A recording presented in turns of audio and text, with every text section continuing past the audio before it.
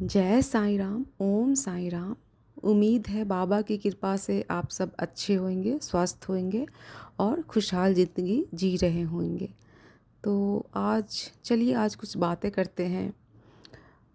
आज का टॉपिक है इष्ट। इष्ट को लेकर जो हमारे इष्ट होते हैं ना, तो उनको लेकर आज कुछ बातें करते हैं। अक्सर हम देखते हैं कि हमारे आसपास या बहुत सारे ऐसे लोग होते हैं जो अपने इष्ट को लेकर मतलब अपने इष्ट को वो चुन नहीं पाते हैं। कन्फ्यूजन में होते हैं कि हम किस भगवान की पूजा करें, किस भगवान की सेवा करें इस संबंध में।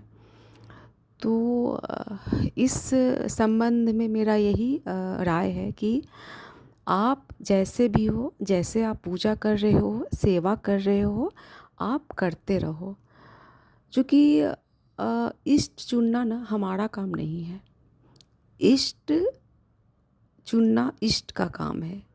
हम किन की पूजा करेंगे आगे जाकर, किन भगवान को मानेंगे, किन की सेवा करेंगे, ये सब हमारे इष्ट तय करते हैं, हम नहीं तय करते हैं। तो हमें जैसे करना है, हम जैसे अपना पूजा कर रहे हैं, हमें अपना करना है। जब टाइम आएगा तो हमारे इष्ट खुद ब खुद हमें चुन लेंगे। जो मेरा एक्सपीरियंस है इस संबंध में, कि मैं कैसे बाबा की भक्त बनी उस सिलसिले में। एक्चुअली मैं बहुत लेट बाबा की भक्त बनी हूँ। जब मैं अभी देखती हूँ कि छोटे छोटे बच्चे बाबा के भक्त हैं, तो मुझे लगता है कि बाबा मैं तो बहुत लेट हो गई, बहुत लेट आपने चुना है।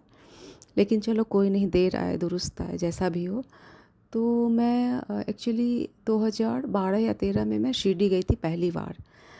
शिरडी गई थी तो वहाँ उसके पहले मैं भी ऐसी कन्फ्यूजन में थी कि चूँकि मेरे सारे फ्रेंड्स कोई हनुमान जी की पूजा कर रहे हैं, कोई माँ दुर्गे की पूजा कर रहे हैं, कोई शिव जी की पूजा कर रहे हैं। लेकिन मतलब मेरा ऐसा था ना कि मतलब मेरे अंदर ऐसा किसी भगवान को लेकर था ही नहीं कि हाँ मुझे, मैं सब भगवान की पूजा करती थी। एक जो होता है ना कि एक आपका इमोशन, मतलब किसी भगवान को देख के एकदम वो हो जाए, तो वैसा कुछ था नहीं मेरे अंदर। तो मैं सब भगवान की पूजा करती थी। तो जब मैं शिरडी गई और बाबा का दर्शन किया, मैं जैसे ही दर्शन के लिए बाबा के पास गई ना, तो मतलब बाबा की जो आइज़ है ना और मेरी आइज़ दोनों, मतलब बाबा की आइज़ ऐसा लगा ना, जब मैंने बाबा को देखा तो ऐसा लगा कि बाबा एक चुंबक की तरह ना मतलब मुझे खींच रहे हैं, इस तरह से हुआ। और मेरे अंदर पता नहीं उस समय जो भावनाओं का ना सैलाब आ गया और मेरे आँखों से इतने आँसू निकलने लगे, इतने मुझे लगा कि मैं मतलब कितने हम बहुत पहले से हम कहीं बिछड़े हुए हैं, मतलब इस तरह से लग रहा था कि मतलब मैं उसको एक्सप्रेस नहीं कर पा रही हूँ कि अजीब तरह का उस समय फ़ील हुआ था। मैं बहुत रोई, मैं बहुत रोई। मैं सोचती हूँ कि क्यों, मैं और भी तो भगवान है, मैं मतलब मेरे अंदर किसी भी भगवान को देखकर ऐसा नहीं हुआ कि हाँ मैं इतना रोऊँ। और कोई ऐसा भी नहीं था कि मैं किसी दुख को लेके गए थे या कुछ भी ऐसा ऐसा कुछ भी नहीं था। ना मैं कुछ सोच कर गई थी, क्योंकि मैं बाबा को जानती नहीं थी। बाबा को मैं बस इतना ही जानती थी कि बाबा ने पानी से दीपक जलाया, इससे ज़्यादा मैं कुछ भी नहीं जानती थी। और उस समय अचानक क्या हुआ, बाबा ने मुझे अपनी ओर खींच लिया। उसके बाद 1-2 साल तक ऐसे चलता रहा। मतलब सारे भगवान का मैं पूजा जैसे करती थी वैसे करती, अभी भी कर रही थी। तो 2 साल के बाद अचानक मेरे अंदर ना होगा कि नहीं, मुझे साईं मंदिर जाना चाहिए, इस तरह से। और मतलब एक जैसा हुआ कि बाबा मुझे पुकार रहे हैं इस तरह से। तो मैं पहली बार लोधी रोड साईं मंदिर गई थी और पहली बार में ही ना मेरी चोरी हो गई थी, मेरे पर्स की चोरी हुई थी। तो मुझे लगा भी कि बाबा ने मेरी परीक्षा ली है। लेकिन मेरे अंदर ये नहीं हुआ कि नहीं, मैं पहली बार आई बाबा के मंदिर और मेरे साथ ऐसा हुआ। मेरा विश्वास बल्कि और बढ़ गया उसके बाद से। और मैंने बाबा को बोला, बाबा अब मुझे कहीं नहीं जाना है, मैंने अब इस दरबार को पकड़ा है, तो कुछ भी हो जाए, आप कितना भी परीक्षा ले लो, मैं तो यहीं रहूँगी। तो इस तरह से बाबा ने मतलब बाबा पर मैं इतना विश्वास करने लगी। कुछ भी हो, कुछ भी हो, मुझे लगता नहीं, बाबा का दरबार नहीं छोड़ना है। और कहते हैं ना कि भक्ति भी इतना आसान नहीं होता। और जैसे ही मैं बाबा के पास आई, बाबा के करीब आती रही, मेरी कठिनाइयाँ बढ़ती गई।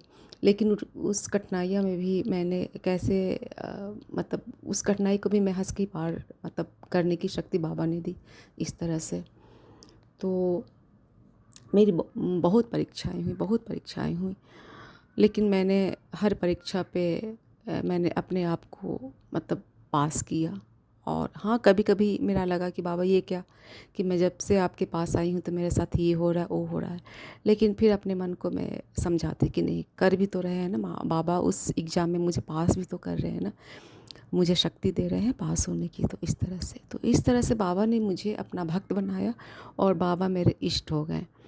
तो बस यही है कि जब आपको आपके इष्ट ही आपको चुनेंगे कि आपको किस भगवान की पूजा करनी है। तो बस यही मेरा कहना है कि अभी जैसे भी है आप करते रहो। और जब जिस भगवान को आपसे पूजा लेनी है, सेवा करवानी है, तो टाइम आने पर वो आपको पता भी नहीं चलेगा और कब आपको चुन लेंगे। तो बस आशा है आपको अच्छा लगा होगा ये वीडियो। तो ओम साईं राम, जय साईं राम। आप सबका दिन मंगलमय हो। जय साईं राम।